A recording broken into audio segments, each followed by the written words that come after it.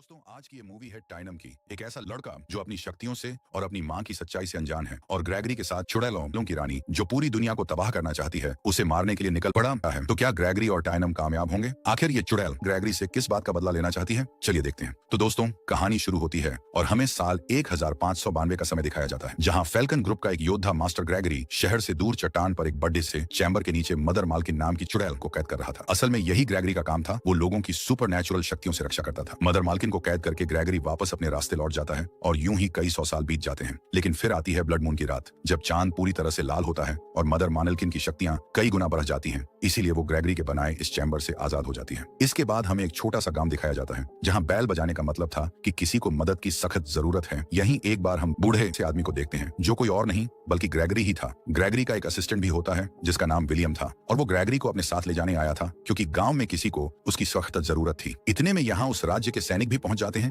जो ग्रेगरी को बूढ़ा समझकर उसका मजाक उड़ाने लगते हैं। लेकिन ग्रेगरी भी इनकी जमकर धुलाई करता है और फिर जाने के लिए मान जाता है। पर इससे पहले वो अपनी ब्लैक मैजिक की सामग्री लेता है और फिर एक पुराने चर्च में पहुंचता है, जहां हम एक छोटी सी बच्ची को देखते हैं। ये बच्ची असल में एक विच की कैद में थी, जो कोई और नहीं बल्कि मदर मालकिन ही थी। और ग्रेगरी भी उस बच्ची को देखते ही समझ गया था कि मदर मालकिन आजाद हो चुकी है, इसलिए वो तुरंत अपनी शक्तियों को बच्ची के ऊपर आजमाता है और मदर मालकिन की आत्मा उसका शरीर छोड़ देती है।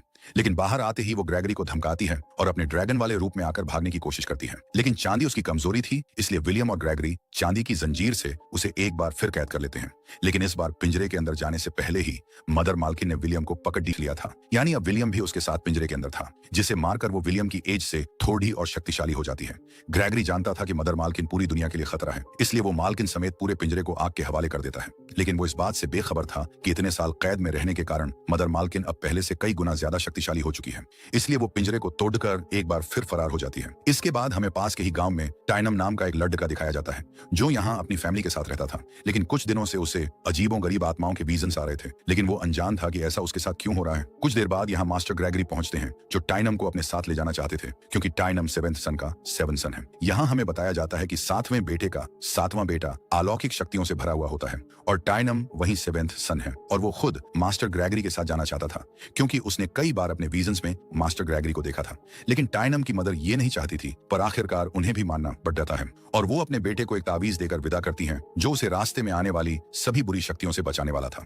दूसरी तरफ मदर मालकिन कई सौ वर्षों के बाद अपने महल में पहुंचती है, जो पूरी तरह से खंडहर बन चुका था। यहाँ मदर मालकिन की बहन लिजी भी होती है, जिसे ग्रेगरी ने पूरी तरह से जला दिया था। लेकिन मदर मालकिन अब इतनी शक्तिशाली थी कि वो एक ही झटके में अपनी बहन की खूबसूरती लौटा देती है। इसके बाद वो अपने खंडहर बड़े महल को शाही महल में बदल देती है। साथ ही ग्रेगरी से बदला लेने की कसम खाती है और अपनी बिखरी हुई सेना को एक बार फिर इकट्ठा करना शुरू कर देती है। दूसरी तरफ ग्रेगरी और टाइनम बाजार में कुछ सामान खरीदने के लिए जाते हैं, जहां कुछ लोग एक लड़की को जलाने के लिए ले जा रहे थे, क्योंकि उनकी नजर में ये लड़की की एक विच थी जिसका मरना जरूरी था। लेकिन टाइनम इन लोगों को ये कहकर रोक लेता है कि वो मास्टर ग्रेगरी का असिस्टेंट है और इस लड़की से उन सबको निजात दिला सकता है। टाइनम की बात मानकर गांव वाले भी उसे छोड़ देते हैं और टाइनम उसके बारे में जानने की कोशिश करता है।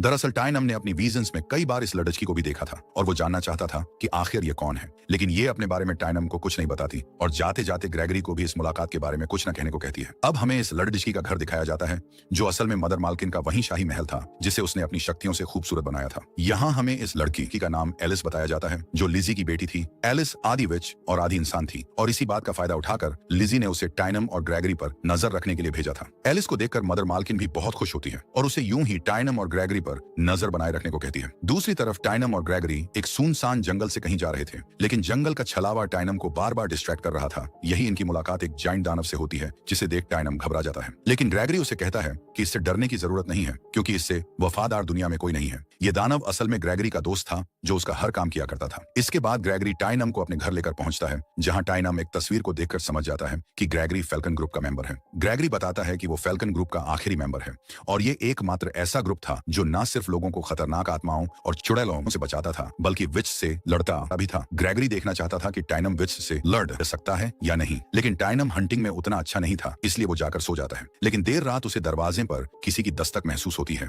और जब वो जाकर देखता है तो वहां एक शैतान था, जिसे मदर मालकिन ने टाइनम और ग्रेगरी को मारने के लिए भेजा था। इससे पहले कि ये शैतान टाइनम को मारता, ग्रेगरी उसे मारकर टाइनम को बचा लेता है। लेकिन वो ये देखकर बिल्कुल भी खुश नहीं था कि टाइनम उससे लड़ने की जगह बचकर भाग रहा था, इसलिए वो नाराज होकर जाने लगता है। लेकिन तभी टाइनम एक तलवार फेंक कर मारता है, जो सीधा ग्रेगरी के सामने दीवार पर लगती है। यानी टाइनम निशानेबाजी में बहुत अच्छा था, इसलिए ग्रेगरी उसे मदर मालकिन के बारे में बताने लगता है कि वो चुड़ैलों की रानी है और बहुत शक्तिशाली है। है। वो कई 100 सालों तक कैद रही, लेकिन अब वो आजाद हो चुकी है और इस दुनिया में तबाही मचाने के लिए अपनी सेना तैयार कर रही है, जिसमें कई शक्तिशाली शैतान भी शामिल हैं, जिनका हमें मुकाबला करना है। रात को जब सब सो रहे थे, तब एक बार फिर टाइनम को किसी की आहट महसूस होती है, लेकिन इस बार कोई शैतान नहीं बल्कि एलिस थी, जो टाइनम से ग्रेगरी और उसके सीक्रेट प्लान उगलवाने आई थी। टाइनम इस सबसे अनजान था, इसलिए वो एलिस के सामने सब कुछ बता देता है और बताता है कि कल ग्रेगरी और टाइनम मदर मालकिन के महल पर हमला करने वाले हैं। एलिस, जो कहीं ना कहीं टाइनम से अट्रैक्ट हो रही थी, उसे इस सबसे दूर रहने के लिए कहती है, लेकिन टाइनम ग्रेगरी के साथ अगले ही दिन मालकिन के महल के लिए रवाना हो जाता है। पर बीच रास्ते में कुछ सैनिक इनका रास्ता रोककर इन्हें कहते हैं कि राजा को ग्रेगरी की मदद की जरूरत है, क्योंकि उन्होंने एक बड्ढे से मॉन्स्टर को पकड़ा था,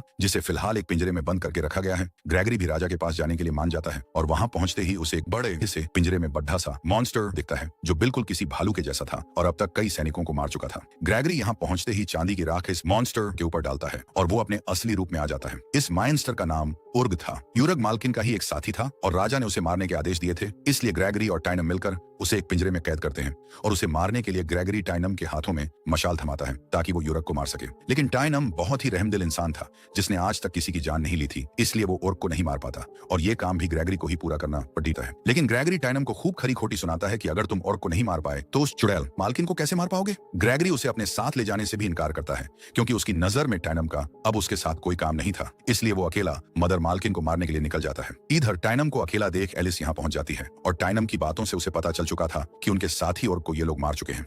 लेकिन एलिस टाइनम से प्यार करने लगी थी, इसलिए वो नहीं चाहती थी कि टाइनम को कोई नुकसान पहुंचे। वहीं टाइनम भी एलिस को पसंद करता है, इसलिए ये दोनों एक दूसरे के करीब आ जाते हैं और एक साथ रात गुजारते हैं। इंटीमेट होने के बाद दोनों सो जाते हैं और नींद में होने के चलते टाइनम को एक बार फिर विजन आता है, जिसमें वो देखता है कि मदर मालकिन ने ग्रेगरी को मार दिया है। टाइनम समझ चुका था कि अगर उसने ग्रेगरी को अकेला छोड़ा तो वो मारा जाएगा और अगर मदर मालकिन की जीत हुई तो इस दुनिया का नामो निशान खत्म हो जाएगा, इसलिए वो एलिस को अकेला छोड़कर ग्रेगरी को ढूंढने के लिए निकल पड़ता है और कुछ दूर जाते ही उसे ग्रेगरी मिल जाता है, जो टाइनम के ही इंतजार में था, क्योंकि ग्रेगरी जान चुका था कि टाइनम एक चुड़ैल के प्यार में पड़ चुका है। ग्रेगरी टाइनम को एक कहानी सुनाता है और कहता है कि उसे भी कभी एक चुड़ैल से प्यार हुआ था, जो कोई और नहीं बल्कि मदर मालकिन थी। लेकिन फिर ग्रेगरी ने किसी और से शादी कर ली और मदर मालकिन इस बात से बुरी तरह टूट गई। उसने अपनी खतरनाक शक्तियों से लोगों को नुकसान पहुंचाना शुरू कर दिया, इसलिए ग्रेगरी को एक बार फिर मदर मालकिन के साथ प्यार का नाटक करना पड़ा, जिसके बाद वो उसे कैद कर पाया। ग्रेगरी कहता है कि एलिस भी एक चुड़ैल है और वो भी अपना असली रंग जरूर दिखाएगी। ग्रेगरी, टाइनम और ग्रेगरी का दोस्त ये तीनों आगे बढ़ ही रहे थे कि तभी इनके ऊपर एक मॉन्स्टर हमला बोल देता है, जिसे मदर मालकिन ने भेजा था। टाइनम पूछता है कि इसे कैसे हराया जा सकता है, जिस पर ग्रेगरी बताता है कि इसे हराना मुश्किल है,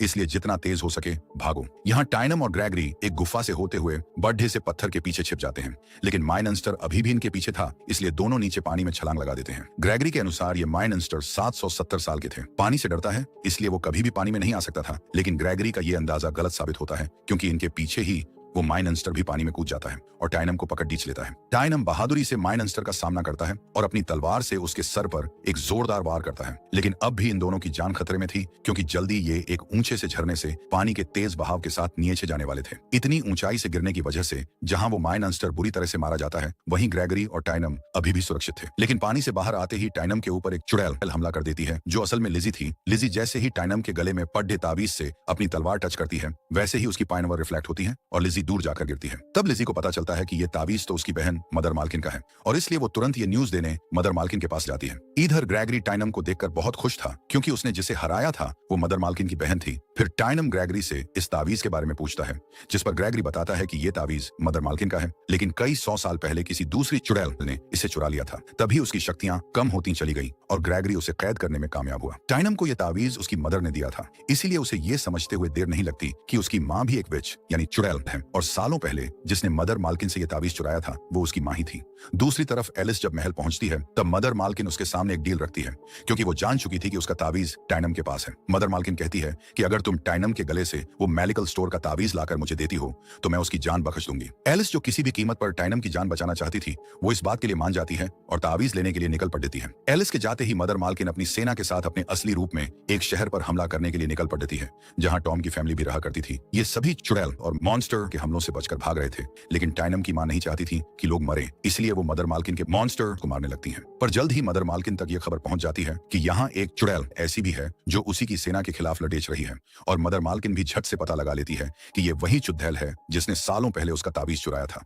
टाइनम की मदर को पहचानते ही मदर मालकिन उसे जलाकर राख कर देती है और तबाही मचाने लगती है। इधर ग्रेगरी और टाइनम अपनी मंजिल की तरफ आगे बढ़ ही रहे थे कि तभी उनकी नजर एलिस पर पड़ती है, जो एक खंबे से बंधी हुई थी। ग्रेगरी उसे नुकसान पहुंचाना चाहता था, लेकिन टाइनम उसे वहीं रोक देता है और एलिस को खोल देता है। असल में यह सब एलिस का नाटक था, ताकि वो टाइनम को अपनी बातों में उलझाकर उसका तावीज ले सके। वो ऐसा ही करती है और टाइनम को बताती है कि मदर मालकिन उसकी जान की दुश्मन बन चुकी है, इसलिए वो अपना ध्यान रखें। इसी बीच वो टाइनम को किस करती है और चुपके से उसका तावीज लेकर चली जाती है। ग्रेगरी गुस्से में टाइनम की गर्दन पर तलवार रखते हुए उसे समझाता है कि वो लड़की उससे कोई प्यार व्यार नहीं करती, बल्कि वो तो यहाँ उसका तावीज लेने आई थी।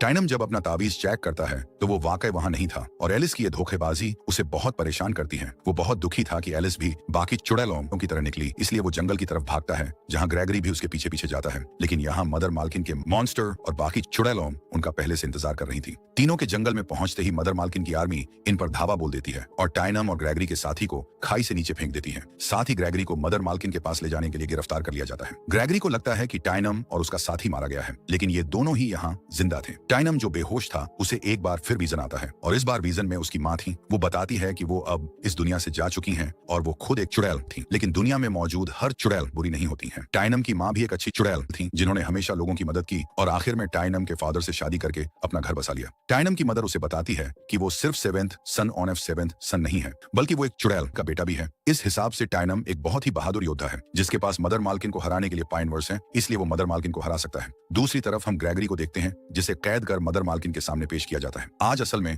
फुल मून की रात थी, यानी मदर मालकिन आज ही के दिन और ज्यादा पावरफुल होने वाली थी और अब तो उसके पास अपना वो तावीज भी था जिसकी शक्तियों से वो जब चाहे इस दुनिया को खत्म कर सकती थी।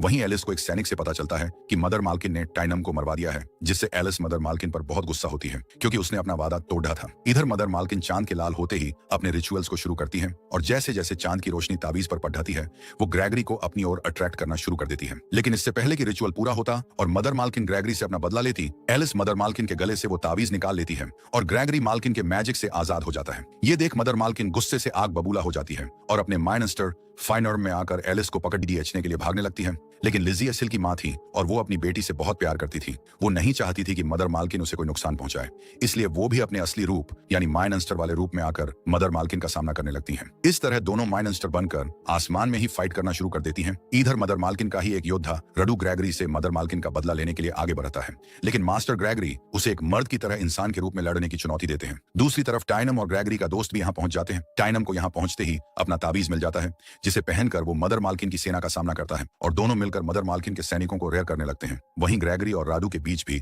लड़ाई चल रही थी और अब एलिस भी युद्ध में कूद चुकी थी। मदर मालकिन एलिस को मारने की एक बार फिर कोशिश करती है, लेकिन लिजी उसे फिर से अपने साथ उलझा लेती है। लेकिन अपनी बहन की गद्दारी से मदर मालकिन को बहुत गुस्सा आता है और आसमान में ही दोनों बहनों के बीच अपने बीस्ट फाइनर में खूंखार लड़ाई छिड़ा जाती है। नीचे ग्रेगरी ने राडू के ही हथियार से उसे मार दिया था। वहीं एलिस एक बार फिर खतरे में आती है, लेकिन टाइनम उसे बचा लेता है। अब मदर मालकिन और लिजी के बीच खूंखार लड़ाई चल रही थी, जिसमें दोनों ही बहनें काफी घायल हो चुकी थीं, इसलिए दोनों तेज रफ्तार के साथ नीचे गिर पड़ जाती हैं।